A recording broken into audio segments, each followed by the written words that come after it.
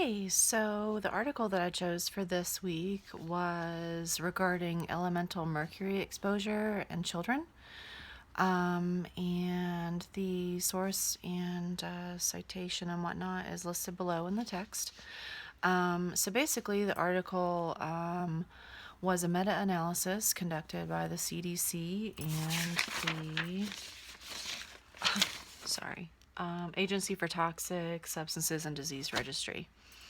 And they identified that there was a significant discrepancy between what the Agency for Toxic Substances had on file for a number of mercury-related exposures from 2002 to 2007, and what the rest of the data identified, which was close to 3,000 calls to emergency centers regarding mercury exposure, and I think it was 459 mercury exposure incidents that were confirmed. And so basically, they wanted to conduct this meta-analysis to identify the frequency and the sources and locations for these incidents, so that they could hopefully identify better prevention strategies. And what they found was that schools and childcare facilities and homes were the most common settings for children to be exposed to mercury. And then they also identified that one of the most common sources was exposure to the old-fashioned thermometers when they break, and not cleaning up that mercury spill appropriately.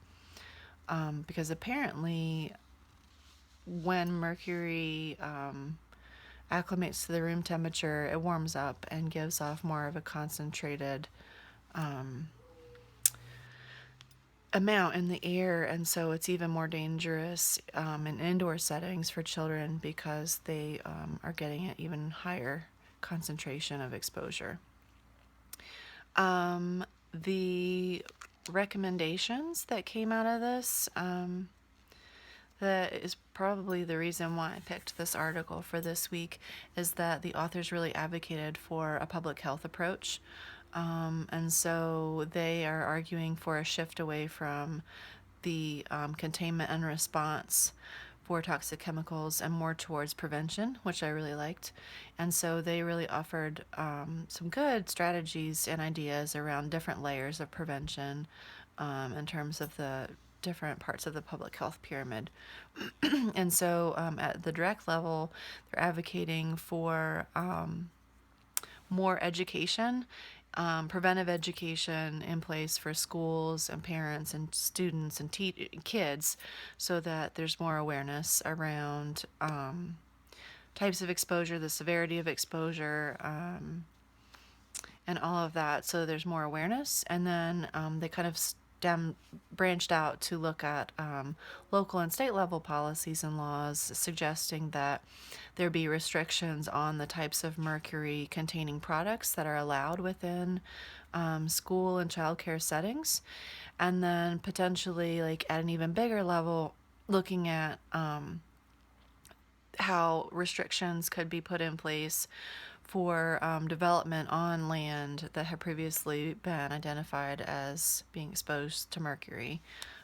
They even gave an example of an incident in New Jersey where an industrial complex did a horrible job of cleanup, and a childcare facility was built on site, and the exposure happened, and there wasn't any system for accountability or communication. So this horrible event happened.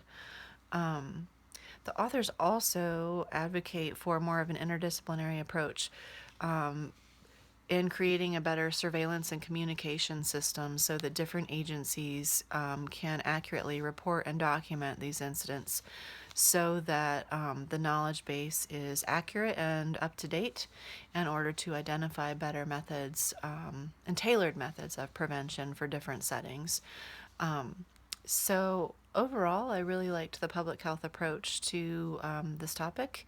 I've included the citation below if you want to take a look, and I love to hear your thoughts and questions. Thanks.